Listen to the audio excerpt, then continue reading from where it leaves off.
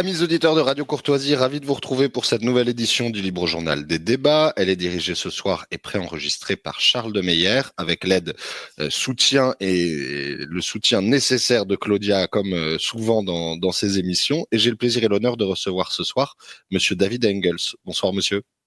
Bonsoir et merci bien pour l'invitation. Vous êtes l'auteur de Défendre l'Europe civilisationnelle, petit traité d'espérialisme. On va parler longtemps de ce qu'est l'espérialisme, Oui. aux éditions Salvator. Vous êtes historien belge, professeur dans diverses universités européennes et vous avez déjà commis un certain nombre d'ouvrages, sans doute le plus connu dans nos milieux est celui qui traitait de l'Antiquité et de la question de la chute de Rome et de possibles comparaisons que nous pourrions faire ou non au cours de cette émission. Première question, d'où vous est venu le goût de l'histoire, David Engels? Parce qu'avant de faire, de vous servir de tout cet arrière-plan historique pour réfléchir à notre situation contemporaine, c'est bien là, je crois, votre première passion. Oui, absolument. Et d'ailleurs, ce l'est toujours. Je me considère toujours finalement beaucoup plus en tant qu'historien et d'ailleurs historien des civilisations, surtout de la comparaison des civilisations que maintenant comme essayiste politique. Je dirais que là, je suis un peu un touriste. Si on bon, apparemment, on a besoin de certaines voix et donc il faut bien que je me plie à certaines attentes. Mais bon, disons que l'histoire, ça m'a intéressé depuis ma plus tendre enfance, très certainement. Donc que ce soit les Romains, les châteaux forts, les Égyptiens, bref, tout ce qu'il y a de plus banal pour un petit garçon. Mais disons, c'est devenu de plus en plus pas seulement un hobby ou une passion, mais une quête identitaire à fur et à mesure. Donc une quête identitaire parce que on s'est peut-être lié aussi au fait que moi, en tant que Belge, ce n'est pas absolument évident d'avoir un patriotisme national facile. Et donc d'emblée, quand on essaye de définir ce qu'on est, bah, assez rapidement, on passe du niveau de l'État-nation au niveau de l'Europe dans son entièreté. Et donc là, d'emblée, j'ai toujours été vraiment un amoureux de la tradition européenne dans le meilleur sens, et que ce soit maintenant l'Espagne, la Pologne, l'Écosse ou la Sicile, tout ça a toujours été pour moi, d'un certain point de vue, ma propre patrie, et l'histoire de l'Europe dans sa totalité m'a toujours énormément intéressé. Donc ça explique probablement pourquoi il y a, disons, cette vision un peu globale, bien que certainement pas globaliste, de l'histoire. Deuxième question, ça c'est plutôt une question de français. Les traditions historiographiques françaises sont le lieu d'un affrontement idéologique permanent, continu et qui fait presque partie de la culture nationale. Est-ce que ces mêmes divisions, cette même virulence dans le monde universitaire existe en Belgique? Est-ce qu'il y a quelque chose de comparable ou est-ce que c'est apaisé ou sur d'autres types de problématiques? Bon, c'est-à-dire actuellement, enfin, ça fait déjà depuis 6 ans que moi je travaille surtout en Pologne, hein, où j'ai migré en 2018. C'est sûr qu'avant j'ai travaillé pendant une dizaine d'années en Belgique, mais encore avant j'étais beaucoup plus présent en Allemagne. Donc j'ai, pour ainsi dire, une vision un peu globale de la situation académique là actuellement, au moins dans le cœur de l'Europe. Et j'ai souvent l'impression que le domaine universitaire en France est, disons, relativement plus libre et plus ouvert au débat que ce que j'ai connu en Belgique, en Allemagne et même en Pologne. J'ai connu que, évidemment, surtout en Allemagne, c'est un environnement académique qui est dominé à 98% par une vision, disons, typiquement de gauche de l'histoire, des voix dissonantes étant assez facilement marginalisées. La situation en Pologne est un tout petit peu mieux, mais en gros, et contrairement à ce qu'on pourrait croire, elle reste très dominée par la gauche. Et évidemment, en Belgique, on a ce même souci, avec peut-être cette petite différence, disons, caractéristique, que en Belgique, ce n'est pas le débat national qui prône sur le débat académique, vu que là, c'est plutôt des enjeux entre fédéralisme, ou plutôt indépendantalisme, enfin indépendantisme, pardon, flamand, une certaine vision de la Belgique dans sa totalité de la part des historiens ou des collègues francophones. Donc disons que c'est un peu plus complexe que ça, mais en général, il me semble que le débat académique en Belgique soit également très dominé par ce qu'on peut appeler de manière un peu simpliste la gauche. C'est surtout en France, il me semble, que dans les pays en tout cas que je connais bien, on a encore un débat intellectuel et idéologique digne de ce nom, encore relativement large, en tout cas en comparaison avec les autres. C'est pour ça que moi, je vois toujours aussi mes déplacements en France ou mes publications en France comme parfois une bouffée d'air frais, même si je sais évidemment que à la fois les médias et l'environnement académique tend aussi à se limiter de plus en plus, mais reste quand même encore assez ouvert en comparaison avec les autres. Ultime question liminaire, David Engel, je rappelle le titre de votre ouvrage, Défendre l'Europe civilisationnelle aux éditions Salvator. Elle concerne cette fois-ci la manière dont vous avez travaillé à cet ouvrage. Quand on vous suit un peu sur les réseaux sociaux, on suit vos péripéties gustativo, gustativo européennes. Est-ce que ça a été écrit en marge de vos cours, dans des aéroports, entre deux plats de la tradition gastronomique européenne? Comment avez-vous travaillé finalement? Oui, je vois que vous suivez bien mon opinion qui est la cuisine et d'ailleurs pas seulement pour goûter des bons plats, mais aussi pour en cuisiner, vu que j'ai même une chronique culinaire où je présente mes propres recettes. Mais bon, c'est juste pour la petite histoire. Mais en fait, ce qu'il faut savoir, c'est que ça fait maintenant, comme depuis pas mal d'années, que je travaille essentiellement sur cette question d'une vision alternative plutôt conservatrice, si on veut utiliser ce mot-là, de l'Europe, que j'ai édité toute une série d'autres ouvrages sur le sujet auxquels j'ai évidemment aussi contribué moi-même. Et donc, disons que j'avais déjà fait tellement dans dans ce domaine-là que la rédaction de ce petit essai-là s'est passée très, très, très vite. En fait, je crois que j'ai écrit ce livre en gros en une semaine. Mais évidemment, en une semaine, mais c'était un peu le fruit condensé presque d'une dizaine d'années de différents essais par-ci par-là. Donc c'est pour ainsi dire uniquement rentrer tel quel dans mon clavier sans très grand effort. Et c'est ça qui m'a permis d'ailleurs aussi de respecter la deadline de la maison d'édition, parce qu'il faut savoir que c'est un ouvrage comment dire, commandité, si on veut. C'est les éditions Salvator qui, très gentiment, m'ont demandé, avant les élections, si je ne pouvais pas tenter de synthétiser ma vision d'une Europe alternative.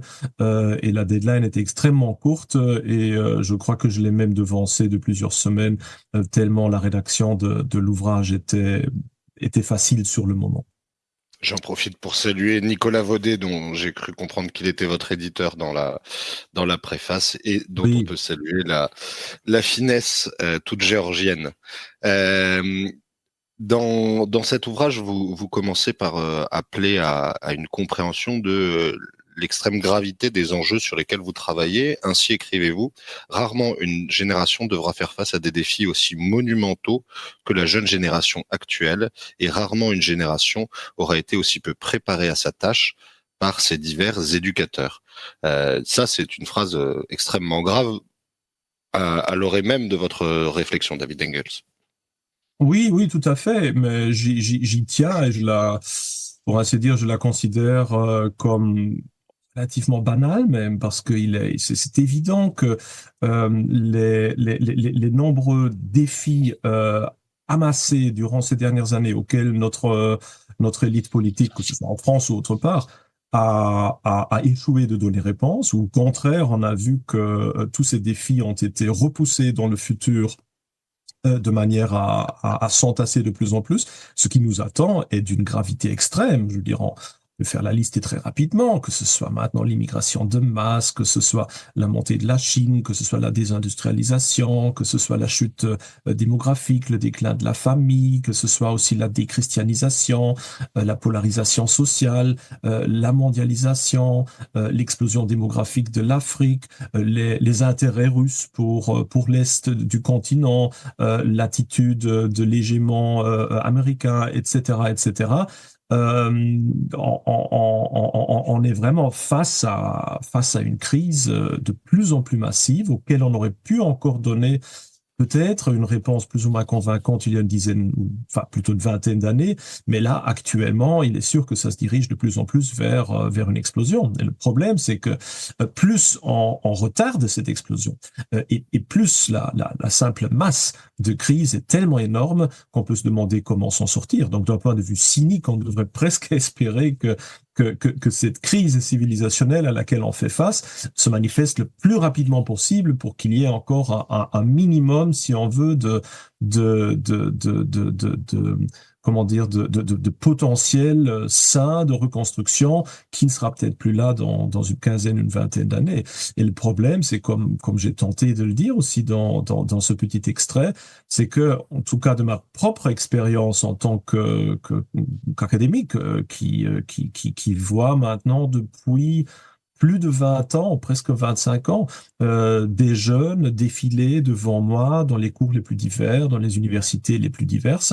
Je vois une décroissance assez afférente finalement des capacités, aussi des compétences de la plupart des jeunes, et tout ceci combiné avec... Je vous interromps une seconde. ouais. Est-ce que vous le voyez partout en Europe de manière similaire ou est-ce que ou vous le voyez avec des différences? Malheureusement, oui. Malheureusement, oui. Même ici en Pologne. Je dois dire que quand j'ai commencé à enseigner ici en 2019, je m'attendais à quelque chose peut-être de plus indépendant, de plus sain, etc., d'un peu plus, disons, solide. Mais n'a pas vraiment été le cas, et surtout dans les 5 ans où j'ai enseigné ici, ça a diminué très rapidement. Donc, pour ainsi dire, ma meilleure expérience d'enseignement, ça a été paradoxalement, ou peut-être justement pas paradoxalement, en France, à l'ICS, où j'enseigne et où là, vraiment, pour la première fois depuis 20 ans, j'ai eu cette impression d'avoir des étudiants en face de moi que je pouvais prendre au sérieux, où je me suis dit, bah, si c'est ça, la future élite qui va devoir faire face à ces problèmes, au moins ceux-là savent au moins vers où ils vont, ce qui les attend. Alors que bon, le grand problème, que ce soit en Belgique, en Allemagne ou en Pologne, c'est que les étudiants que je vois ne sont même pas dans la réalisation de ce qui leur arrive, mais uniquement dans une sorte de mélange entre léthargie, défaitisme post-historique, et, et réagissent par rapport à la tentative de les réveiller, et de leur parler de leurs responsabilités et de leur nécessité de se préparer pour se battre, pas seulement pour eux, mais pour toute notre civilisation. Mais souvent réagissent à ça d'une manière plutôt négative et ne veulent pas nécessairement entendre ce genre de discours qui dérange, évidemment. Vous êtes à l'écoute de Radio Courtoisie. Charles de Meyer a le plaisir et l'honneur de recevoir David Engels qui publie Défendre l'Europe civilisationnelle, petit traité d'espérialisme aux éditions Salvator. Dans votre introduction, vous écrivez: l'Europe a longtemps été divisée entre une gauche eurofédéraliste et une droite souverainiste, prenant en tenaille les dernières chances de survie de notre civilisation. Alors, on l'a bien compris, l'extrême gravité sensible dans la fin de la phrase, on vient de l'évoquer, David Engels, mais cette idée de la tenaille entre la gauche eurofédéraliste et la droite souverainiste, elle est assez méconnue en France, pas une opinion ou une analyse régulièrement partagée. Est-ce que vous pouvez nous en faire un petit peu la genèse et pourquoi est-ce que pour vous, comme certains en face nous parlent d'une tenaille identitaire, il y a une tenaille civilisationnelle qui nous guetterait en France et en Europe? Oui, tout à fait. Et je crois que là, justement, la France a un double rôle. D'un côté, la France est évidemment un très ancien État-nation où l'idée même d'État-nation en Europe a trouvé sa genèse, qui est dans un genre de fierté patriotique nettement plus grande que ce qu'on peut trouver dans la plupart des autres grandes nations. Donc c'est assez compréhensible qu'on soit d'un côté dans l'idéalisation de l'État-nation. D'un autre côté, néanmoins, je vois surtout chez les jeunes en France de plus en plus une certaine compréhension qu'il y a quelque chose comme une identité européenne partagée.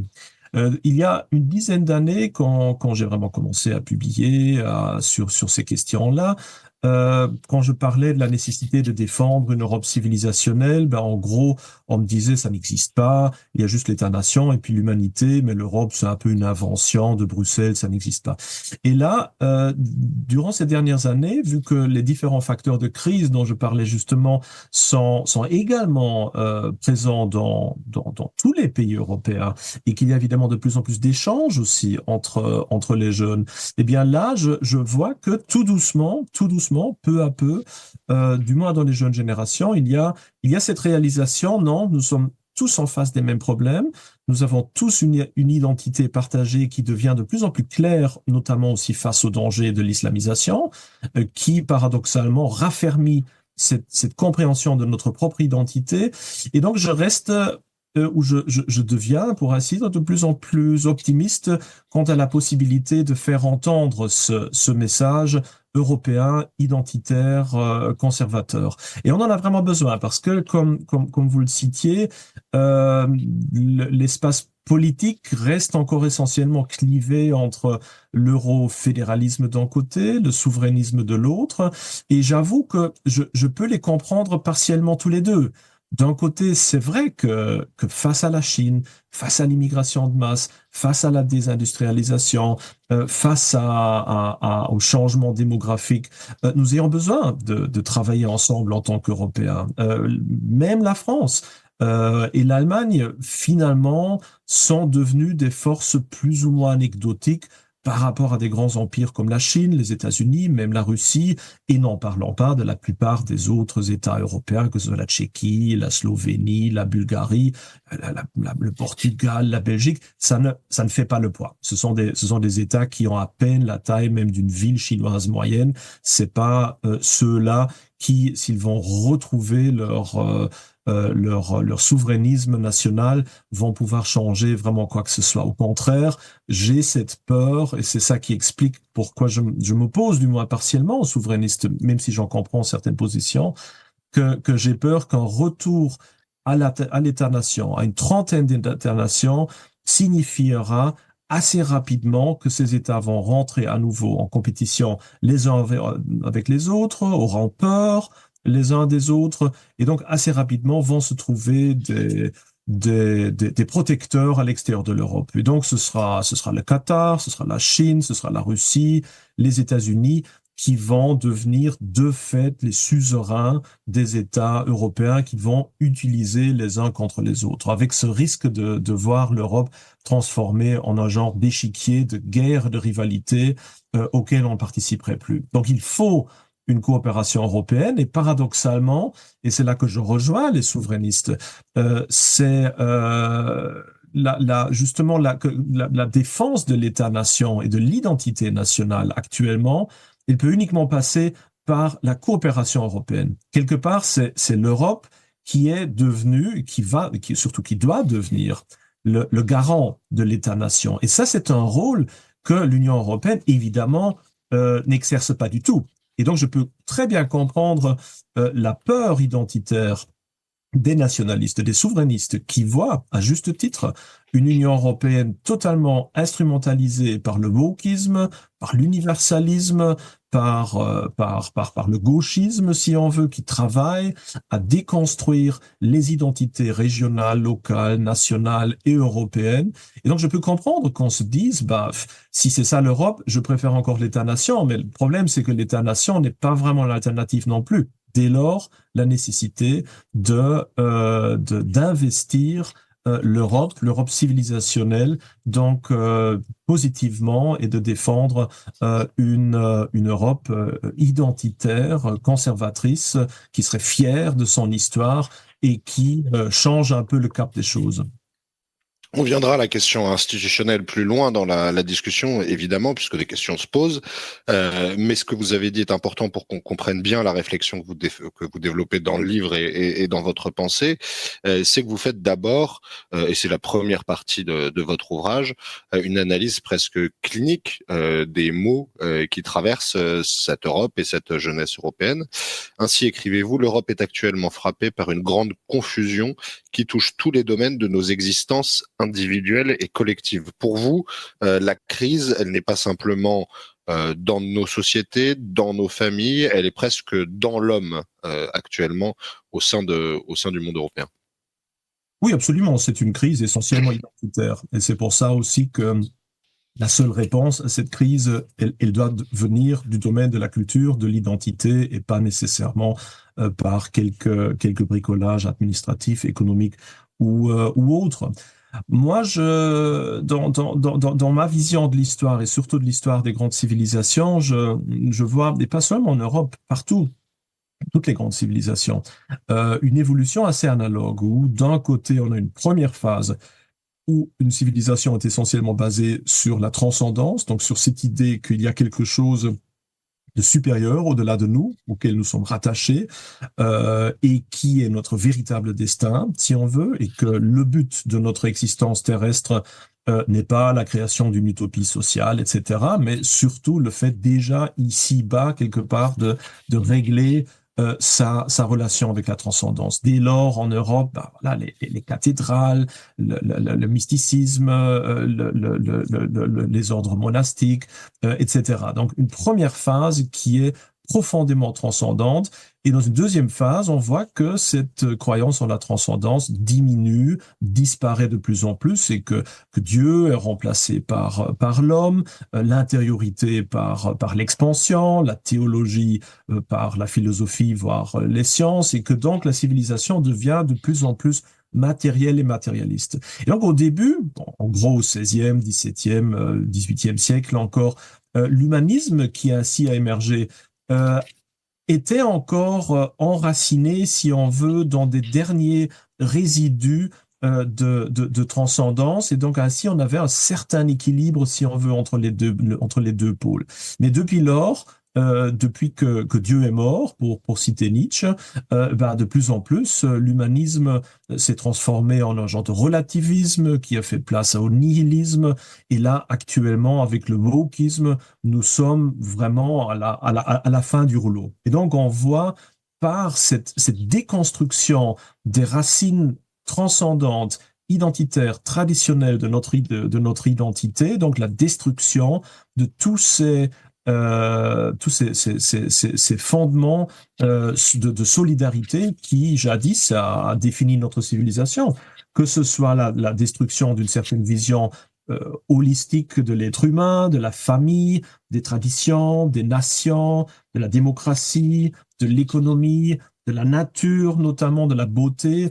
Partout, on a cette déconstruction mortifère, si on veut, auquel l'Europe a été confrontée depuis quelques siècles maintenant. Et là, actuellement, en fait, on est arrivé à la fin. Il reste, pour ainsi dire, plus grand-chose. L'Europe est sur le point de littéralement s'évaporer. Et d'ailleurs, il suffit d'un regard dans les rues, je ne parle même pas du problème migratoire, mais même des Européens ou Français dits de souche, de voir que la plupart des gens que nous rencontrons sont déjà absolument déconnectés de notre civilisation, vivent déjà dans un genre de post-histoire. Pour eux, l'héritage des ancêtres, les traditions, l'identité, ça ne veut plus dire grand-chose. Et donc, au mieux, ils sauront peut-être gérer, administrer une civilisation en tant qu'elle fonctionne, mais dès qu'on a la moindre situation de crise, ils sont absolument pris au dépourvu et vont juste penser à eux et pas à l'intérêt de la civilisation en tant que telle.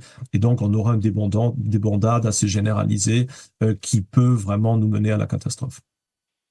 Nous allons poursuivre cette conversation après notre première pause musicale.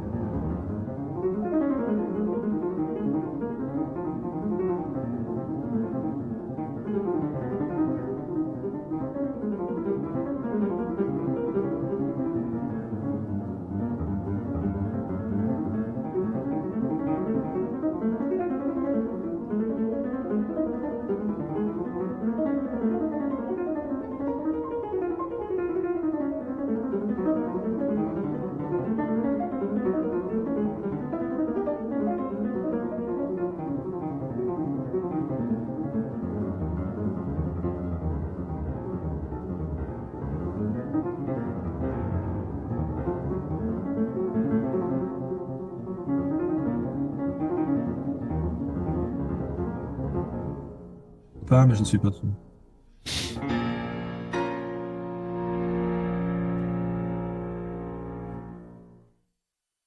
Merci Claudia pour cette première pause musicale. Alors Claudia, est-ce que vous pouvez nous dire de quoi il s'agissait?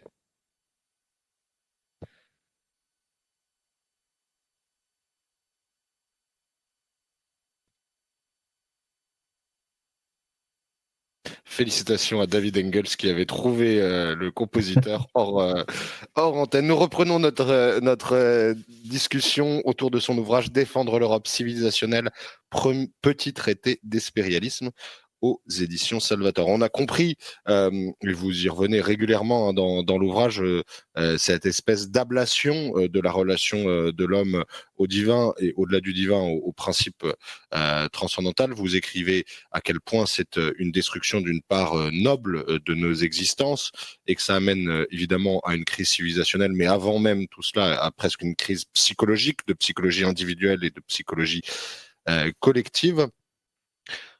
Pour vous, nous assistons à une mutation et cette mutation, elle explique beaucoup de notre crise. Elle ne se circonscrit d'ailleurs pas à l'homme, elle va jusqu'à la famille. Ça me paraît important d'en dire un mot puisque nous allons passer aux politiques à un moment ou à un autre et on sait que l'échelon qui va sociabiliser l'individu, c'est d'abord sa relation et son cocon familial. Oui, tout à fait. La famille est centrale là-dedans. Et ce qui est sûr, ce qui est important, c'est que dans une société traditionnelle, l'élément de base de la société, c'est pas l'individu, mais c'est la famille. Ce n'est pas d'abord l'homme ou la femme ou l'enfant, le grand-père ou Dieu sait qui est la base de la citoyenneté. C'est surtout la famille. La société est un ensemble de familles qui ont chacune une voix, si on veut, qui représente quelque part une facette de cette société. Et déjà assez rapidement, finalement, avec l'introduction de la notion de citoyenneté, aussi d'égalité forcément d'hommes-femmes, on a de plus en plus vu une déconstruction par la politique. De la famille. Ça, c'est déjà un premier élément. Et puis, on a évidemment tout le reste, c'est-à-dire l'intégration de la femme dans le domaine du travail, l'idée d'une égalité qui ne serait pas seulement une égalité devant la loi ou démocratique, mais essentielle, si on veut, donc presque une identité au lieu d'une égalité entre hommes et femmes, a aussi contribué à de plus en plus dissoudre cette polarité naturelle entre hommes et femmes qui ont des tâches très, très, très différentes, équivalentes évidemment, mais quand même fondamentalement différentes les uns des autres. C'est justement dans cette polarité-là que réside toute la richesse, que réside aussi l'expression de l'humanité dans sa totalité, telle qu'elle est cristallisée dans la famille. Et là aussi, on a évidemment assisté à la dissolution de cela. Alors, si on ajoute évidemment tendance de plus en plus manifeste au divorce, le fait que le mariage ne soit plus considéré comme un sacrement, mais tout au plus un genre de cohabitation à temps, généralement basé non plus, même pas sur la volonté de fonder une famille, mais juste d'avoir une relation sexuelle épanouie. Bah, tout ça a évidemment contribué à déstructurer cette famille. Et puis là, actuellement, évidemment, la théorie du genre, les mouvements LGBTQ ont contribué à cette évolution. Et d'ailleurs, on a là un exemple vraiment très, très, très typique aussi de ce qu'on voit dans tous les autres domaines de notre civilisation, c'est-à-dire que l'Européen moderne, en tout cas son élite, semble incapable, voire involontaire ou refuse de faire une distinction entre la règle et l'exception. Et la famille en est un très bel exemple. Ce qui pose problème aussi pour une société, ce n'est pas de reconnaître, de laisser en paix des personnes qui vivraient un mode de cohabitation alternatif. C'est pas ça le problème. Le problème, c'est que si à partir du moment où on relativise la famille à une parmi une soixantaine de possibilités d'épanouissement, de sexualité ou de constellation familiale, en effet, on ne contribue pas à protéger des exceptions ou à protéger des cas, mais on est en train de dissoudre absolument ce qui était la règle et ce qui, forcément, vu les réalités naturelles et le droit naturel, ont toujours été ces règles et ils vont toujours l'être. Et donc, cette incapacité de distinguer entre la règle, la norme d'un côté et l'exception de l'autre est vraiment à la racine de tout ce problème. Et d'ailleurs, on peut transférer cet exemple aussi à la compréhension de notre culture et de notre civilisation. Aujourd'hui, l'Union européenne, au lieu de s'identifier avec notre histoire, avec nos traditions, avec comment dire, avec l'élan général qui nous a menés de Charlemagne jusqu'à aujourd'hui, de reconnaître que nous sommes dans une certaine dynamique, que nous sommes redevables aussi à nos ancêtres de nous avoir amenés en bien comme en mal d'ailleurs, là où nous sommes et qu'on a une certaine responsabilité aussi par rapport aux générations précédentes, ce qu'on appelle la démocratie des morts, si on veut, qui doivent aussi avoir voix au chapitre vu qu'ils ont tant sacrifié aussi pour qu'on puisse être là où on est aujourd'hui. Eh bien, cette notion-là de démocratie des morts, de prendre en compte le passé, a totalement disparu. La plupart des personnes, j'en ai beaucoup même dans mon environnement immédiat, sont incapables de voir à la fois le passé et des ensembles de solidarité plus larges que simplement les individus. La plupart des gens de ce style-là vont dire, n'ont pas d'association par rapport d'association mentale par rapport à l'Europe ou à la nation. Ils vont dire, je suis un être humain, je ne suis pas responsable d'être né là où j'en suis. Donc pourquoi, c'est ce qu'on m'a dit déjà souvent, pourquoi est-ce que quelqu'un d'autre aurait moins le droit de vivre, par exemple, en Europe et de bénéficier du luxe, soi-disant, d'être européen que moi? Moi, je suis juste né par hasard ici. Pourquoi quelqu'un qui serait né en Afrique n'aurait pas le droit de venir également en Europe pour bénéficier de ce même droit qui est apparemment tout à fait accidentel? Et ça montre évidemment, cette grossière erreur de conception montre évidemment aussi l'échec de notre système scolaire, parce que oui, en tant qu'individu, c'est peut-être d'un certain point de vue un hasard qu'on soit ici, mais si on est ici, c'est qu'on est quand même la fille ou le fils d'une famille qui a généralement voulu avoir cet enfant, qui a travaillé beaucoup pour cet enfant, qu'on a des générations innombrables avant qui ont travaillé pour rendre tout cela possible. Et donc, on a un certain devoir par rapport à tout ce qui a été construit. On le veuille ou non, on est une partie de l'histoire. Et à partir du moment où nous coupons ce lien pour pour un prétendu individualisme humain et une pure existence dans le moment présent sans penser au passé ou au futur, eh bien, on coupe toute idée de normes, on veut réinventer la roue à chaque moment et on se perd évidemment dans une attitude destructive de déconstruction qui explique évidemment pourquoi on a cette immense confusion qui règne aujourd'hui et qui d'ailleurs englobe et affecte beaucoup de gens qui, je crois en principe, ne sont pas de mauvaise volonté, mais qui sont tout simplement perdus parce qu'ils n'ont plus de repères. Certains répondent à cela, David Engels, que c'est justement un des trésors des cultures européennes d'avoir réussi à fonder un sujet libre, capable d'être à lui-même d'être à lui-même sa propre norme, capable de dégager une partie des arrière-mondes qui l'empêcheraient d'être émancipé des cadres sociaux, familiaux, structurels, voire de la domination historique que les morts exerceraient sur lui, et que finalement c'est aussi une création des Européens que d'avoir rendu cette autodétermination possible. Alors d'abord, est-ce que vous acceptez une partie de la remarque et que répondriez-vous à ceux qui la font? Tout d'abord, c'est évidemment déjà une vision très eurocentriste, parce que si nous regardons dans l'Antiquité classique et dans la plupart des autres civilisations, chaque civilisation connaît sa phase humaniste.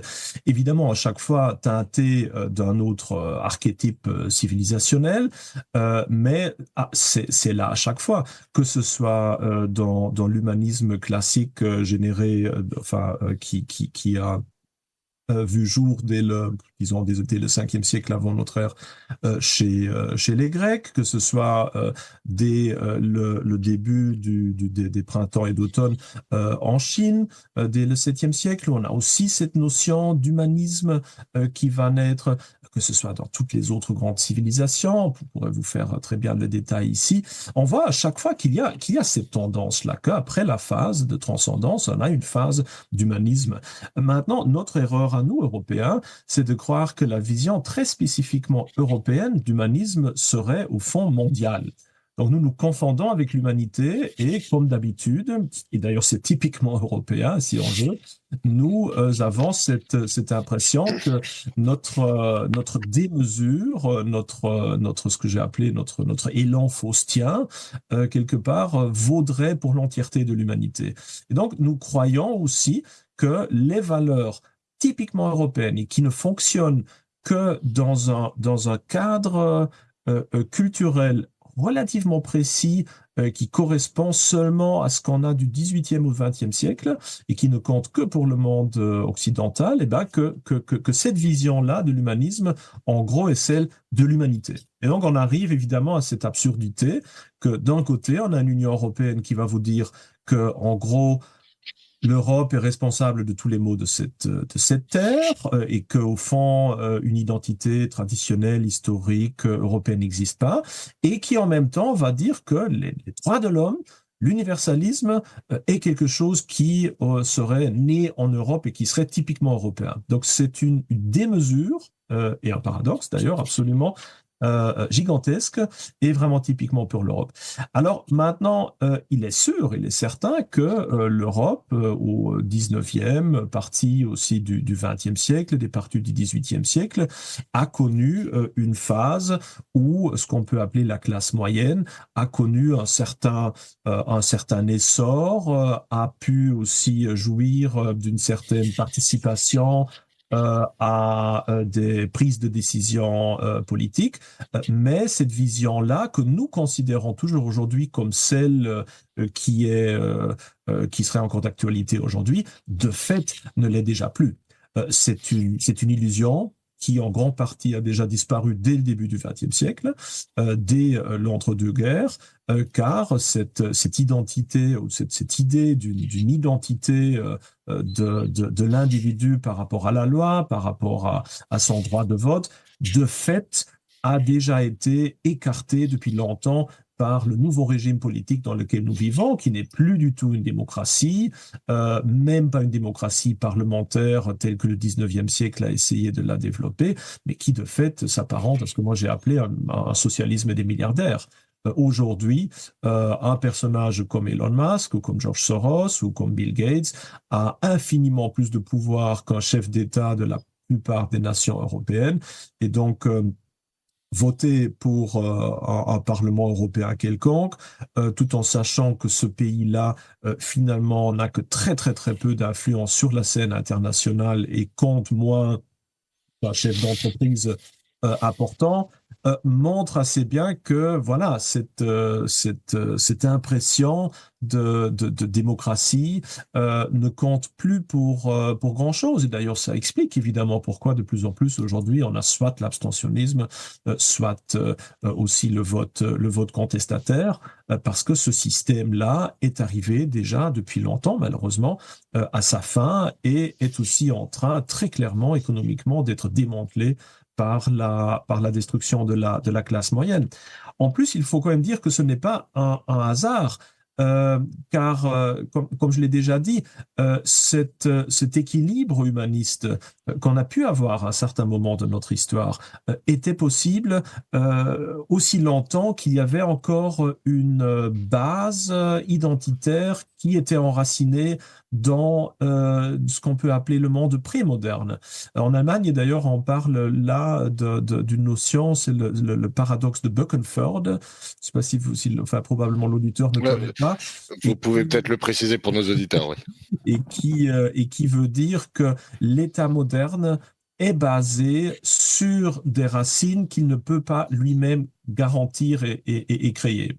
C'est-à-dire l'État moderne, il ne se constitue pas lui-même, il est basé sur une certaine vision chrétienne du monde, sur des normes implicites dans l'interaction entre les êtres humains, ce qui se fait ou ce qui ne se fait pas, hein, ce genre de notions qu'on ne peut pas mettre dans un texte légal, mais qui sont beaucoup plus importantes encore que tout ce qu'on a dans un texte légal. Et à partir du moment où cette base civilisationnelle, traditionnelle, disparaît, s'érode de plus en plus, eh bien, tout ce qui est écrit, tout ce qui est basé dessus ne compte plus.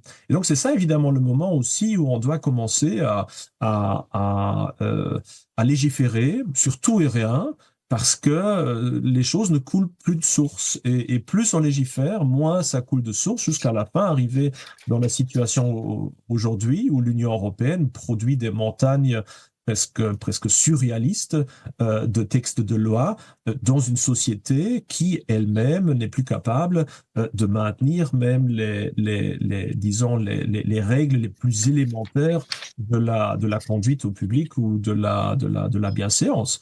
Et donc ça montre très bien que malheureusement, avec la disparition de la tradition prémoderne, l'humanisme en tant que tel, cette idée homo mensura, l'homme est la mesure de toute chose, s'effrite de plus en plus parce que cet homme, bah, qu'est-ce que ça représente finalement? Si l'homme est la mesure de toute chose, mais qui prend les décisions? Bon, la majorité. Et la majorité, qu'est-ce qu'elle dit? Pourquoi est-ce qu'elle a plus raison qu'avant? Sur quoi est basée sa force? Juste sur une quelconque majorité qui elle est dominée par quoi? Bah, par l'accès à l'information qui est dominé par les médias qui sont dans les poches de certains personnages. Et donc, in fine, l'humanisme et cette idée que l'homme est la mesure de toute chose mène à la fin, pas au début, à la fin, par une péripétie héroïque au début, tragique au milieu, un peu ridicule à la fin, à la situation dans laquelle nous nous trouvons maintenant, où au fond, c'est un peu la jungle darwinienne qui prend le dessus et qui est habillé d'un genre d'une façade de démocratie, mais qui correspond plus du tout à ce qui était l'idée initiale. Cette idée initiale, elle n'est pas suffisante pour vous. Votre idée, c'est non pas d'arriver à une restitution de ce que nous aurions perdu, mais de tirer des pierres incandescentes de ce qui est notre héritage, les motifs ou les méthodes pour faire face. Et c'est ce que vous appelez l'espérialisme. Alors d'abord, est-ce que vous pouvez nous préciser un peu ce qu'est l'espérialisme dans votre esprit? Oui, c'est un mot que j'ai créé déjà il y a quelques années, d'ailleurs qui était dans le titre d'un ouvrage un peu similaire, mais qui était un collectif que j'avais édité il y a quelques années avec le titre de Renovatio Europa, édité chez Le Cerf, notamment dans sa version française. Et donc là, j'avais introduit pour la première fois cette notion d'espérialisme. Alors, pour faire très rapide, on peut dire que espérialisme, ça veut dire un patriotisme européen, mais qui serait pas européiste, qui serait traditionnaliste, qui serait identitaire, qui serait plutôt donc conservateur, si on veut utiliser ce mot-là. J'ai décidé d'inventer, si on veut dire, enfin de créer ce néologisme, parce que utiliser un mot tel que européisme est évidemment déjà fortement connoté, lié à un genre de club de support pour l'Union européenne telle qu'elle est actuellement, et ce qui est très loin de mes souhaits, d'éviter aussi la notion d'occidentalisme qui se va toujours en tandem avec l'orientalisme, et donc là on rentre dans un genre de binôme qui ne correspond pas du tout au message que je tente de mettre en avant, alors que espérialisme est dérivé d'un mot grec, vous connaissez les îles des Hespérides, le mythe du titan, enfin d'Hespéros, et donc au fond cette notion d'Hespéride et d'espérance est devenu un synonyme en grec ancien pour l'Occident extrême.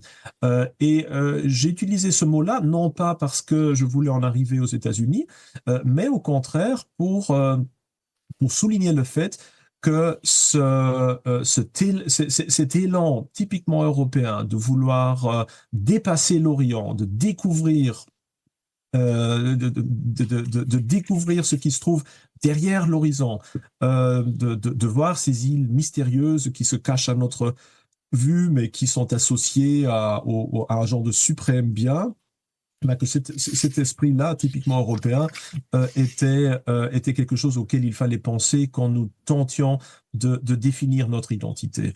Que ce soit les Hespérides, que ce soit l'île arthurienne d'Avalon, que ce soit l'Utopia de Thomas More, que ce soit la volonté de Christophe Colomb de traverser l'océan pour découvrir de l'autre côté ce qu'il croyait être la Chine ou l'Inde. Bref, les expéditions de Saint-Brendan, tout ça est éminemment européen et il me semblait important d'exprimer le patriotisme européen que je ressens et que je crois que la plupart des gens, s'ils se mettent dans cet état d'esprit, ressentiront aussi pour être exprimés. Donc l'impérialisme pour le patriotisme européen et pour désigner ce qui est typique pour l'Européen, c'est-à-dire cette quête démesurée en bien comme en mal pour ce qui est au-delà de ce qui nous est immédiatement accessible. Au-delà, évidemment, on l'a dit, au géographique et puis au spirituel, d'où le rapport de notre première partie d'émission. Nous allons faire notre deuxième pause musicale et nous allons voir comment mettre en œuvre cet espérialisme.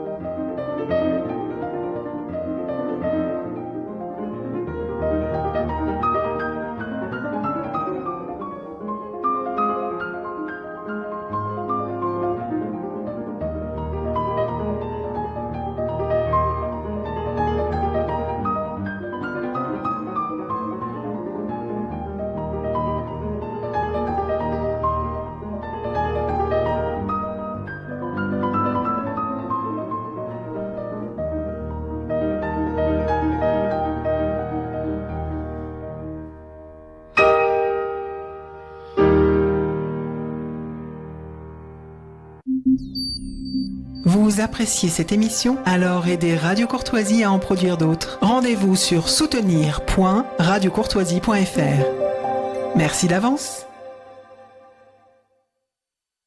Soutenez notre belle radio, son indépendance a un prix, celui de notre investissement, de notre engagement. Directeur, patron d'émission, salarié, collaborateur de la structure, mais aussi nos chers invités qui acceptent de mobiliser du temps pour nous et toute la communauté de ceux qui aiment Radio Courtoisie. Soutenez donc son développement.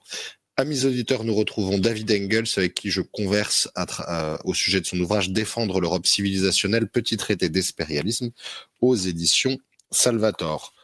Première chose à réveiller chez vous pour donc avoir cette solution espérialiste, c'est le réveil du divin. Alors d'abord, comment s'y prend-on? Est-ce que vous ne craignez pas qu'on vous accuse de confondre là politique et religieux, et pourquoi cela vous semble-t-il si central, David Engels? De toute manière, on pourrait dire que religion et politique, de toute façon, ne sont pas séparés finalement. À partir du moment où on est convaincu de quelque chose, que ce soit une approche matérialiste ou plutôt théiste du monde, forcément, nos décisions politiques en sont teintes. Et donc ça compte à la fois pour ceux qui se diraient religieux et ceux qui se diraient irréligieux. On ne peut pas faire abstraction des convictions fondamentales de notre existence. Maintenant, je ne me fais pas d'illusions. Dans ma vision de l'histoire des grandes civilisations, je distingue, donc comme je l'avais dit en début d'émission, d'abord deux phases. Donc une phase qui en veut appliquer un genre de dialectique à la Hegel. Une première phase qui serait une thèse qui est essentiellement la quête de la transcendance. Une deuxième phase antithétique où la civilisation part en quête d'une certaine matérialité dans laquelle elle s'enfonce de plus en plus. Et c'est un peu ça le moment où on est arrivé là actuellement. Et alors, à la fin, forcément, il y a un genre de courte synthèse qu'on voit dans chaque civilisation, que ce soit l'Empire augustéen, que ce soit la dynastie des Han, que ce soit les Gupta chez les Indiens, que ce soit Khosroès chez les Iraniens, que ce soit les Ramessides chez les Égyptiens, que ce soit les Fatimides dans le monde musulman. Bref, dans chaque grande civilisation, on a cette dernière phase finale, synthétique, qui trouve donc une solution à cette dichotomie, si on veut, cette antithèse entre tradition d'un côté et raison d'un autre. Et c'est ce que moi, j'appelle le retour conscient à la tradition. Et ça peut sonner d'abord un peu paradoxal parce que voilà, une tradition, l'essentiel d'une tradition, c'est qu'elle ne soit pas consciente, c'est elle soit héritée quelque part, elle soit sans alternative. Et c'est justement ça le propre de cette synthèse que on peut dire que cette notion de tradition par l'interlude de la confiance en la raison est, pour ainsi dire, sublimée, purifiée par la découverte que la raison elle-même, livrée à elle-même, ne peut à la fin ne mener qu'au désastre et à l'absurde, et qu'il nous faut assumer la transcendance, c'est-à-dire une chose qui est supérieure à nous, qu'on l'appelle Dieu, qu'on l'appelle l'être, l'un, le bien, le beau, le bon, le juste, bref, peu importe quel nom on lui donne, mais nous devons assumer l'existence d'une telle chose qui ne se confond pas uniquement dans le monde, mais qui lui soit supérieure pour pouvoir baser notre société sur quelque chose d'absolu. Parce qu'à partir du moment où une société est basée uniquement sur ce qu'on a dit tantôt, c'est-à-dire la majorité du moment, tout et n'importe quoi peut arriver. Même des beaux et jolis mots tels qu'on peut les trouver dans le traité de Lisbonne, on nous parle de démocratie, d'état de droit, égalité, fraternité, etc. Tous ces mots-là doivent être définis. La démocratie en tant que telle, l'égalité, l'état de droit, ça peut donner aussi l'Union soviétique de Staline.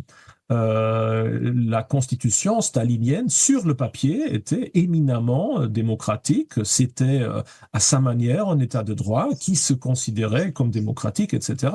Nous savons tous, évidemment, quelle catastrophe ça a été. Mais sur le papier, un mot tel que démocratie peut devenir un peu tout. Donc nous devons baser notre société sur quelque chose qui, du moins en théorie, est immuable. Nous avons besoin de redécouvrir que sans l'acceptation de la transcendance, ça n'ira jamais.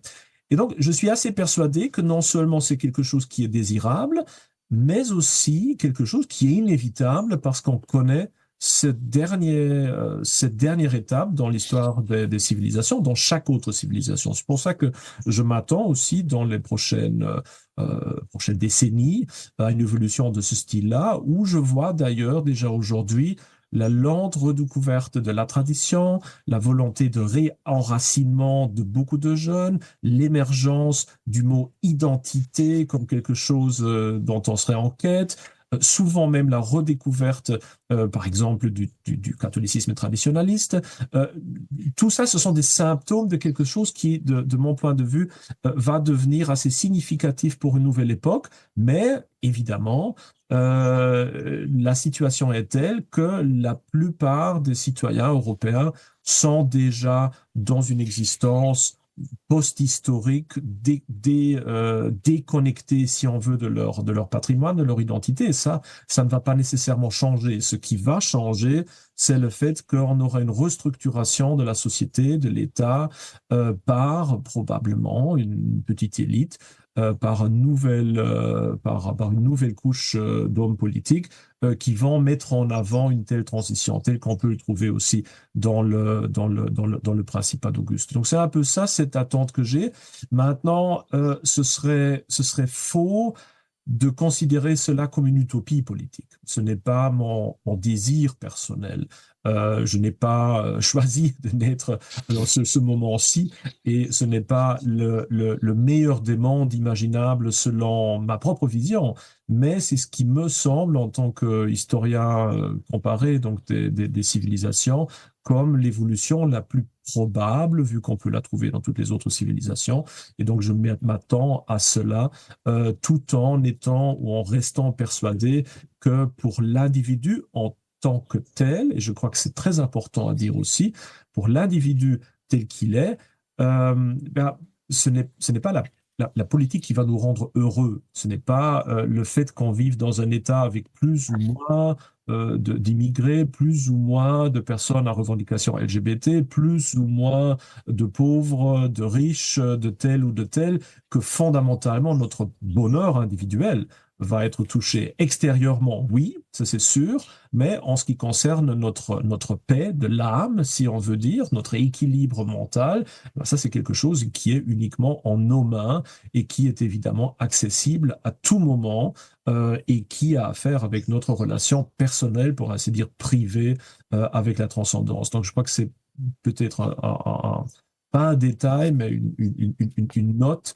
mais qui me semble aussi important parce que nous, surtout dans le domaine du conservatisme, voire de la droite, on a souvent on se focalise tellement sur des paramètres économiques, sociaux, etc., que nous oublions ce qui nous définit fondamentalement. Et je crois ce qui distingue ou ce qui devrait distinguer fondamentalement la droite politique de la gauche, c'est que la gauche, elle procède sur une base matérialiste, une vision matérialiste du monde, alors que la droite, en principe, devrait argumenter sur base d'une vision transcendentaliste du monde. Et c'est au fond ça qui devrait nous être notre propre, si on veut, et qu'il faudrait évidemment aussi de plus en plus réintroduire dans le discours politique. Ça, c'est pour l'élan initial, l'élan fondamental, j'allais dire le cadre de conception humaine et sociale dans lequel travailler. Et vous ne faites cependant pas l'économie de la méthode, David Hegel. Et là, vous proposez deux méthodes en contrepoint l'une de l'autre, la méthode Monnet et la méthode du Saint-Empire. Alors, évidemment, vous ne vous contentez pas de marketing, hein, ce ne sont pas de formules lancées simplement pour leur aspect cosmétique. Est-ce que vous pouvez nous dire un petit peu ce qu'il y a de différent entre les deux? Évidemment, ça doit apparaître de manière assez flagrante, et en quoi c'est une solution intéressante pour l'expérience. Oui, même si j'espère que la notion de Saint-Empire, ça sonne cool quand même, hein, d'un certain point de vue. Donc voilà, j'espère que pour le marketing, ça ira quand même. Non, mais tout à fait, le problème de l'Union européenne actuelle, c'est que elle échoue à défendre notre civilisation européenne vers l'extérieur, alors qu'elle devient de plus en plus coercitive vers l'intérieur. C'est-à-dire à l'extérieur, quand il s'agit de l'accès à nos ressources stratégiques, à défendre nos frontières des flux migratoires, que ce soit aussi de parler d'une voix face à la Chine, face à la Russie, face aux États-Unis. À ce niveau-là, elle échoue absolument. Les intérêts de l'Europe actuellement sont littéralement bradés, notre industrie délocalisée, nous n'avons aucune présence militaire stratégique digne de ce nom-là, nous n'arrivons pas à nous défendre. Bref, c'est le désastre. L'Europe est devenue un objet de rigolade. Il y a même pas, enfin, il y a une grosse cinquantaine d'années encore, l'Europe dominait politiquement par ses empires, pour ainsi dire, l'entièreté du globe. Aujourd'hui, nous sommes la risée du monde entier. Mais vers l'intérieur, évidemment, méthode Monnet oblige, esprit kantien oblige, on a une Europe qui devient de plus en plus pointilleuse pour s'immiscer dans les affaires des communautés, des communes, des régions, des États-nations, avec une volonté comment dire, de domination idéologique de plus en plus détaillée. On a vu ça d'ailleurs en Pologne, c'est fait absolument inouï des dernières années, où on a vu une Union européenne qui travaillait pendant des années et des années à la déstabilisation d'un pays dans son entièreté. Bref, l'Europe est autoritaire vers l'intérieur, elle est faible vers l'extérieur. Ce qu'il nous faut, c'est l'inverse. Ce qu'il nous faut, c'est une Europe qui soit capable à défendre les intérêts vitaux de la civilisation européenne vers l'extérieur et qui, à l'intérieur, respecte à nouveau la subsidiarité. En fait, qu'il faut un changement de paradigme radical par rapport à ce qu'on fait aujourd'hui. C'est pour ça que j'aime assez bien cette idée du modèle du Saint-Empire, même si c'est pas le seul qui existe. On peut l'étendre aussi à l'Empire austro-hongrois ou à l'Empire polono-lituanien, à toute une série d'autres États prémodernes. D'ailleurs, c'était assez typique pour les États prémodernes de tolérer un très grand degré de subsidiarité à l'intérieur, où on avait toute une série de collectivités qui étaient absolument autonomes et pouvaient en gros vraiment faire ce qu'ils voulaient, avec un centre qui garantissait un minimum de paix et de compatibilité et qui surtout était actif vers l'extérieur quand il s'agissait de défendre les frontières de cet ensemble impérial. Et c'est pour ça que je dis, bon, pourquoi d'ailleurs continuer à baser cette idée européenne sur une table rase historique, de recommencer à chaque fois à inventer l'Europe, alors que quand on regarde dans l'histoire européenne, pendant presque un millier d'années, le modèle impérial, dans le bon sens d'impérial, pas dans le sens maintenant colonialisme, empire britannique, répression, mais l'idée initiale d'empire était ce qui dominait en Europe et ce qui en assurait à la fois la paix et la liberté interne. Et donc c'est pour ça que voilà cette idée de sanctum imperium me semble, de sacrum imperium me semble assez pratique pour visualiser qu'il faut vraiment se détacher du modèle jacobin, centraliste, rationaliste, etc., et plutôt de nouveau laisser cette marge identitaire, cette autonomie à l'intérieur, tout en étant d'accord de transférer à une future Union européenne, enfin peu importe comment on appelle cela, les compétences nécessaires pour notre défense. Et c'est justement là que le bas blesse, évidemment, car je serai le dernier à vouloir donner à Madame von der Leyen une armée.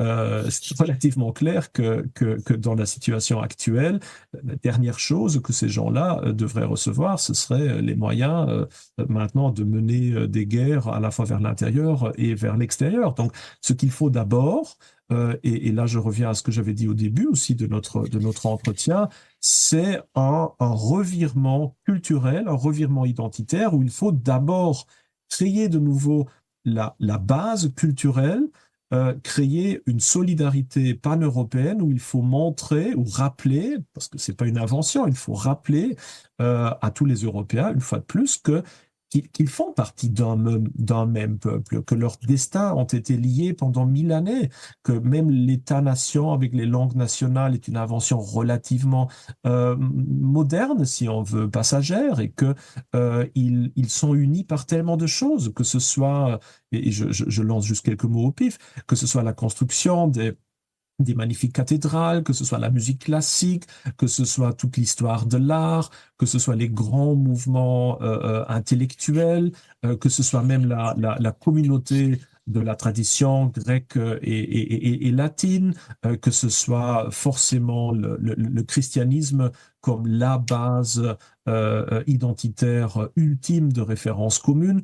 Bref, on n'a pas besoin de construire une identité européenne, on l'a depuis 1000 ans. Et il faut enfin montrer aux Européens que ce qu'on essaie de vendre aujourd'hui comme identité européenne, c'est-à-dire cette identité bruxelloise, abstraite, universaliste, droit de l'hommiste, wokiste, c'est quelque chose qui n'a à faire que de manière très, très, très périphérique à l'identité européenne. Et moi, je peux comprendre que quand on demande aux Européens aujourd'hui, est-ce que vous vous sentez comme membre de votre État-nation ou de l'Europe, que la plupart d'abord choisissent la nation et pas l'identité européenne, parce qu'ils associent cette Europe à Bruxelles, à ce machin, à ce monstre, à ces traités sans fin et absolument vagues et abstraits. Et c'est là que l'Union européenne a échoué, de montrer aux Européens finalement qu'ils sont une communauté non pas économique, non pas uniquement des droits de l'homme, mais une communauté culturelle, une communauté du destin. Ça, il faut à nouveau le mettre en avant, et c'est uniquement si on a réussi à recréer et à rappeler in extremis presque cette identité européenne commune, qu'alors là, une refonte d'institutions européennes peut véritablement avoir un sens. Vous êtes à l'écoute de Radio Courtoisie. Charles de Meyer a le plaisir et l'honneur de recevoir David Engels qui publie Défendre l'Europe civilisationnelle, petit traité d'espérialisme. Là, on en arrive évidemment aux questions plus précises, sur lesquelles il y a plus de débats profonds. D'abord, précisons tout de suite, je pense que vous l'avez suffisamment fait dans ce que vous venez de dire, mais rappelons-le quand même pour les auditeurs, que votre idée n'est pas de dire qu'il s'agit d'utiliser l'Union européenne telle qu'elle existe aujourd'hui pour arriver à ce sujet. Si je résume votre position, vous me direz si si c'est un résumé fidèle. C'est un outil particulièrement critiquable et qu'il faut refonder aujourd'hui, mais faire de cet outil la matrice de nos maux ou de nos difficultés vous paraît inexact si on prend le temps long, et deux, superflu si on considère l'imminence des périls qui nous guettent. Est-ce que ce serait résumé fidèlement? Oui, tout à fait. L'Union européenne est un instrument assez intéressant, finalement. Moi, mon problème principal avec l'Union européenne, ce n'est pas nécessairement avec son ossature institutionnelle ou légale. Le problème, c'est surtout comment c'est en train d'être appliqué et avec quelle idéologie tout ça est mis en avant. Je veux dire, à partir du moment où on utilise légalement l'idée de la protection de la vie humaine pour justifier l'avortement jusqu'au jour avant la naissance, il y a un problème, il y a un truc qui ne tourne pas rond. Hein. Et donc là, on voit très bien que le problème, ce n'est pas le fait qu'on veuille ou qu'on ne veuille pas protéger la vie humaine en tant que telle, mais ce que ça veut dire. Et là, aujourd'hui, on a l'impression qu'à tous les niveaux, les instruments de l'Union européenne sont utilisés par une certaine caste, une certaine élite qui, idéologiquement, est située relativement clairement du côté gauche de l'échiquier tel que nous venons de le définir il y a quelques instants, et qui instrumentalise. Et donc, ce n'est pas nécessairement en jetant l'outil que ça va changer fondamentalement. Je reviens régulièrement à la charge avec l'exemple du Brexit. Les Britanniques ont eu le courage de de s'opposer à l'Union européenne, mais ils ont eu l'erreur de croire qu'il suffisait de se débarrasser de Bruxelles pour retrouver identité, tradition, autonomie, dignité, etc. Et donc, en fait, ça n'a pas été le cas. Le wokisme est aujourd'hui pire que jamais aux États-Unis, même avec un gouvernement qui se dit conservateur. L'économie ne se porte pas beaucoup pire, mais pas nécessairement beaucoup mieux non plus. Le problème de la migration et de l'immigration de masse, il est là. Et même si on ferme les frontières, le problème, il restera toujours là. Que faire avec des millions et des millions et des millions de personnes qui ne sont intégrées que d'une manière relativement superficielle à la culture britannique? Bref, ce n'est pas l'Union européenne qui a généré ou qui va résoudre ces problèmes. Moi, je vois plutôt, comme d'ailleurs vous l'aviez bien résumé, cette Union européenne comme un instrument. Et personnellement, je me dis que si à la fin, grâce peut-être aussi aux crises qui nous attendent et à l'évolution politique des prochaines 2-3 législatures en Union européenne, si on arrive à un genre de majorité plutôt conservatrice, plutôt patriotique pour une Europe civilisationnelle telle que moi je la conçois, cet outil-là peut être extrêmement intéressant parce qu'il peut nous permettre de réaliser justement le contraire de ce que l'Union européenne est en train de faire pour le moment. Et j'ai encore une autre peur, et c'est celle-là aussi qui me distancie des souverainistes, même si je crois que le souverainisme est de toute façon en train de peu à peu s'évaporer en tant qu'aussi le propre... Ou en tout cas de changer. Voilà, de changer, de se transformer. et c'est le fait que cette idée, on va d'abord dissoudre l'Union européenne, puis on va mettre autre chose à la place, ça me semble très peu réaliste, car on est là où on est actuellement comme résultat de plus de 70 ans. Et au fond, ça commence déjà dans l'entre-deux-guerres, de construction européenne, d'essayer de trouver des compromis entre les différents peuples, d'élaborer des textes de loi. Et même s'il y a beaucoup de ridicule et beaucoup d'inefficacité là-dedans, mais au moins, on a un genre de modus vivendi. Et moi, je suis assez sûr qu'on ne sera plus jamais capable, si tout se dissolvait maintenant, de remettre tout ça en place, de retrouver un compromis entre une trentaine d'États européens. Donc, c'est pour ça que moi, je suis plutôt c'est pour ça que je considère la possibilité d'une réforme européenne selon des lignes plutôt conservatrices et identitaires est faisable qu'une réinvention de l'Europe qui, elle, me semble absolument impossible. Alors, à partir de là, la question est comment on le met en œuvre. Plusieurs questions. D'abord, si on prend un temps où on avait une culture, enfin, mais on peut mettre à peu près le mot qu'on veut, si vous voulez, pour pas rentrer dans une culture, une civilisation, une identité européenne, sans entrer dans les variations de ces sujets, qui étaient très fortes. On pense, par exemple, à François Ier, Charles Quint, etc., etc. On avait des gens qui étaient de fait imprégnés de cette culture européenne et qui pourtant pouvaient, face à un ennemi civilisationnel majeur, par exemple l'Empire ottoman, arriver à des conclusions qui étaient diamétralement opposées selon les uns et les autres. On a bien compris dans votre démonstration, David Engels, que vous n'êtes pas du tout favorable à la construction d'une identité artificielle, artificieuse, purement idéale. Dès lors, on pourrait se demander si, en réinjectant ce que votre présentation est extrêmement noble, c'est-à-dire quelque chose qui soit spontané, respectueux de la dignité humaine de cette culture européenne, est-ce qu'on en arriverait, selon vous, forcément à cette unité dans la défense de la civilisation, alors même qu'à d'autres moments, on n'est pas arrivé à cette conclusion? Je m'empresse de dire qu'évidemment, à d'autres moments, on y est arrivé aussi, etc. L'idée n'est pas de montrer que ce soit toujours juste ou toujours faux, mais est-ce qu'il ne faut pas relativiser cet aspect mécanique de la défense? Oui, tout à fait. D'ailleurs, je serais le dernier à dire que l'Europe médiévale aurait toujours été absolument unie comme un homme derrière certaines idées, même si on a des beaux contre-exemples. À l'exemple que vous citiez, par exemple les croisades, là sont un bel exemple maintenant d'engouement pan-européen pour une tâche considérée noble. Et bon, on se rappelle aussi évidemment du siège de Vienne relevé par les troupes polonaises, etc., etc.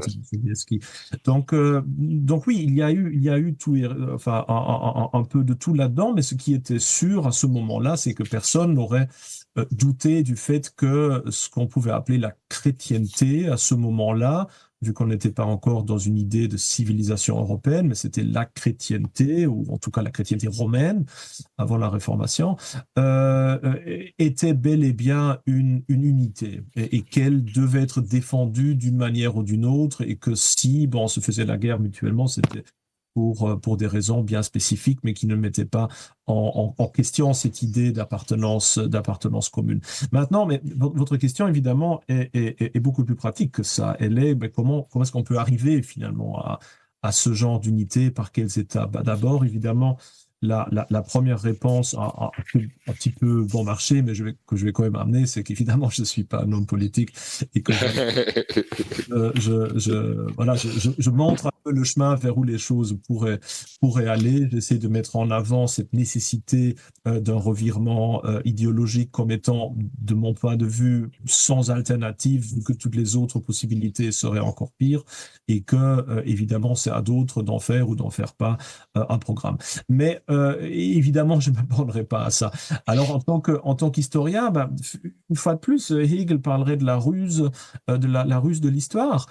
Et je crois que ça peut sonner cynique, mais on est déjà dans cette transformation. À fur et à mesure que l'Europe s'enlise dans la crise économique, à fur et à mesure qu'elle est humiliée par la Chine, par la Russie, par les États-Unis, à fur et à mesure qu'elles voient le risque aussi de l'islamisation, qui est un risque réel, au fur et à mesure qu'elles voient le problème aussi de l'immigration de masse et la quasi-impossibilité encore d'intégrer durablement toutes ces dizaines de millions de personnes, souvent ici depuis plusieurs générations d'ailleurs, et mélangées aussi au reste des habitants. Bref, plus ces problèmes vont s'enfoncer et plus l'Europe va tomber dans un genre de chaos. Le chaos génère évidemment un nouvel ordre. C'est cynique de remarquer ça, mais je crains en effet qu'une telle nouvelle Europe impérialiste, elle ne va pas émerger gentiment au fur et à mesure des 2, 3 prochaines périodes législatives au Parlement européen. C'est pas comme ça que Oui, ça c'est va. pas du tout ce que vous décrivez dans le livre d'ailleurs. Ce Non, non, serait même justement. l'inverse de ce que vous dites. Voilà. Donc j'essaie dans la dernière partie du livre de mettre un peu en avant toutes les grandes crises dans lesquelles nous trouvons et qui vont être aussi, je crois, à la fois des mécanismes de la déstabilisation du système dans lequel nous nous trouvons ici aujourd'hui et qui peuvent être donc les à-propos pour une réforme européenne. Maintenant, pour les détails, bon, c'est évidemment difficile de prévoir ce qui se passera dans une vingtaine d'années, mais moi, je peux assez bien imaginer que si on se trouve vraiment au bout du rouleau, si on est dans une situation où la crise, les émeutes, les voitures qui brûlent, la surveillance, la sécurité arrivent à leur comble quelque part, tôt ou tard, les gens ne vont peut-être plus maintenant considérer que le véganisme, le 63e genre imaginaire ou l'imminence de l'apocalypse climatique sont leurs problèmes principaux. Mais de plus en plus vont se dire non, on veut survivre, on veut créer une solidarité, on veut de nouveau vivre avec les autres, on veut trouver un commun accord entre des gens qui sont comme nous pour se mettre ensemble, pour s'unir, pour se défendre. Et donc là, je crois que cette volonté, vu que la crise nous affecte partout en Europe, eh bien cette volonté de se battre contre ça, de créer une nouvelle solidarité qui ne serait pas une solidarité bruxelloise mais impérialiste, émergera peu à peu. Et avec les premiers succès d'un tel mouvement, que ce soit dans un pays, dans un autre, dans une ville, Dieu sait quoi, ça portera ses fruits. D'autres vont l'imiter et d'autres vont réaliser que c'est uniquement sur base d'une telle solidarité que nous pouvons à la fois faire les sacrifices nécessaires aussi au niveau de notre propre bien-être pour enfin dépasser cette crise. Et j'ose dire, et c'est pas la moindre des choses,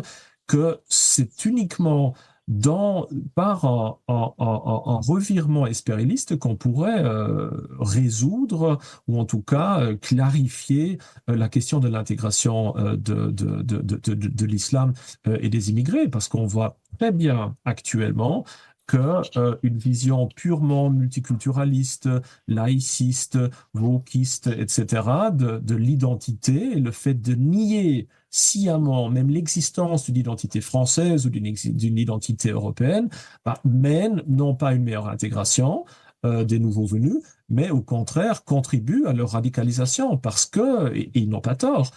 Ils se referment sur leur propre identité parce qu'ils n'ont pas envie de devenir comme ça, ils n'ont pas envie de se dissoudre dans quelque chose comme nous.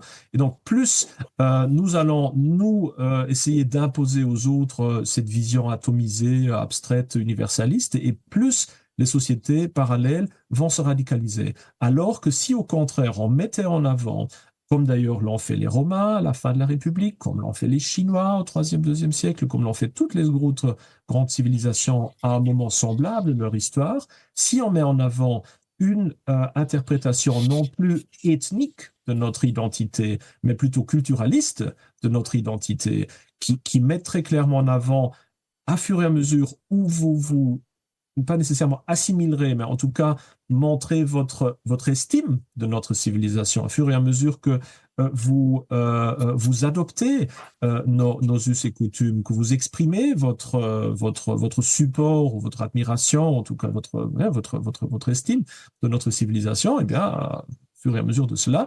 l'intégration sociale, professionnelle, politique serait aussi facilitée. À Rome, on a ce très bel exemple que à la fin de la République, on a cette discussion-là. Est-ce qu'on est romain parce qu'on est né romain? Qu'est-ce qu'on fait avec les dizaines, voire centaines de milliers de Syriens, de Gaulois, de Germains, d'Égyptiens qui résident à Rome? Comment est-ce qu'on peut stabiliser la situation? Là aussi, il y avait des gens qui ont dit rémigration, mettez-les tous dehors. Et il y avait comme seule solution, finalement, sous Auguste, dans l'Empire, cette idée, non, on crée cette idée de romanitas, d'identité culturelle, civilisationnelle romaine, et si un nouveau venu fait son service militaire dans les légions, s'il apprend le latin, s'il met la toge, s'il vénère l'empereur, il fait du mécénat dans sa ville, s'il s'intègre dans la société, s'il donne une éducation romaine à ses enfants, fur et à mesure qu'il montre les preuves de sa volonté d'intégration, non pas nécessairement d'assimilation, mais en tout cas d'intégration dans la société, alors il peut monter en grade, il peut devenir membre du conseil de la ville, il peut devenir sénateur, à la fin il peut devenir empereur même. Et bon, évidemment, on ne peut pas comparer ça immédiatement à notre société à nous, mais en tout cas, cette idée qu'une vision plutôt conservatrice de la famille, de la place de la transcendance, d'une certaine fierté à la fois nationale et civilisationnelle, que tous ces éléments-là procureront des éléments d'intégration plus faciles que le wokisme actuel, ça me semble couler de source et pourrait être aussi l'une des méthodes, l'une des rares méthodes qui existent d'ailleurs pour résoudre ce problème qui devient de plus en plus grave actuellement et auquel le politiquement correct n'apporte pas de réponse et auquel le pur nationalisme est aussi finalement dépourvu de réponses véritablement faisables concrètement. Cette question de l'intégration, donc là j'ai plutôt parlé de l'autre type de critique qu'on adresse, c'est celle de l'infaisabilité sur le grand nombre de ce que vous proposez là, où finalement cet aspect qui serait une manière non moderne de considérer l'intégration des individus à la société en respectant leur droit à une liberté religieuse, à une ascendance propre qu'il ne faudrait pas renier. C'est la distinction que vous faites entre intégration et assimilation qui me paraît intéressante. Elle ne serait pas possible face au grand nombre aux grandes masses qui sont présentes aujourd'hui, et que finalement certains répondraient l'espérialisme très bien, mais l'espérialisme entre nous il y a 50 ans eût été une réponse. Aujourd'hui, il est une sorte de romance pour ne pas complètement désespérer de la situation. Que leur répondriez-vous? Tout d'abord, il ne faut pas extrapoler la situation française sur le reste de l'Europe. La France, elle est en effet dans une situation très, très, très grave, mais évidemment, dans le reste de l'Europe, que ce soit en Pologne, en Tchéquie, en Hongrie, en Croatie, même en Italie et en Espagne, les choses ont l'air un peu différentes. Donc, il ne faut pas totalement désespérer. Ça, c'est un premier point. Et puis l'autre point, c'est évidemment que, oui, vous avez raison, la situation démographique, elle est catastrophique. Et il est très difficile de trouver une solution. Et je suis absolument conscient que cette idée de transférer sur l'Europe la notion de romanitas pour l'adapter à l'élaboration d'un genre de modèle inclusif d'un côté, mais quand même suffisamment ancré dans notre passé, dans notre côté, est pour le moins idéaliste. Le seul problème, c'est qu'il n'y a pas d'alternative. Quelle serait l'alternative? Commencer une guerre civile? Beaucoup parlent maintenant de rémigration, que ce soit en Allemagne ou en France, et je sais bien que c'est un mot qui est très, très, très contesté, mais même si on jouait ce jeu-là, je veux dire, chacun d'entre nous qui aurait déjà une fois les pieds à Birmingham, à Londres, à Marseille, dans la majeure partie de Paris, comment est-ce qu'on s'imaginerait cela? Rémigration, avec une majorité de population déjà non européenne?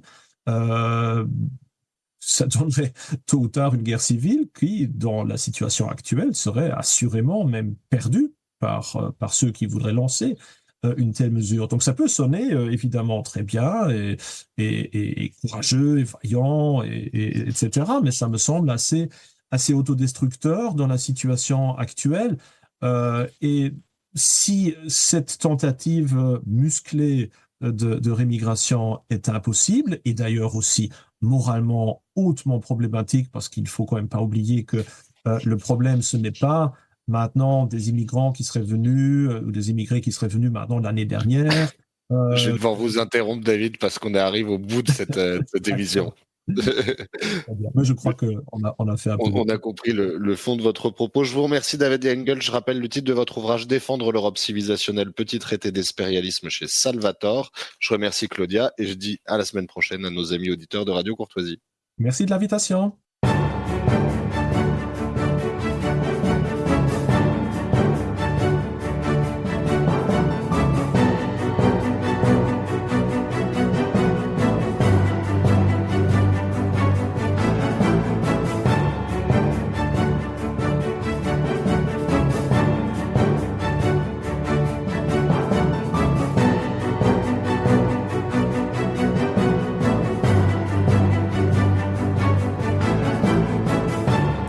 Vous venez d'entendre le libre journal des débats dirigé par Charles de Meyer. Émission préenregistrée le 17 mai 2024 et diffusée sur Radio Courtoisie mercredi 29 mai de 21h30 à 23h et réalisée par Claudia. N'oubliez pas que Radio Courtoisie est une radio culturelle associative. Afin de sauvegarder une indépendance absolue, Radio Courtoisie refuse toute ressource publicitaire. Radio Courtoisie ne vit que grâce à ses auditeurs. Aidez-nous à demeurer libres. Rendez-vous sur soutenir.rc.fr et accédez à l'ensemble de nos archives à partir de 5 € par an. Si vous le désirez, nous pouvons vous faire parvenir un enregistrement de ce libre journal. Commandez le CD-ROM pour le prix franc de port de 9 € ou 6 € seulement si vous êtes adhérent de notre association. Je vous rappelle notre adresse, Radio Courtoisie, 61 boulevard Murat, 75 016, Paris.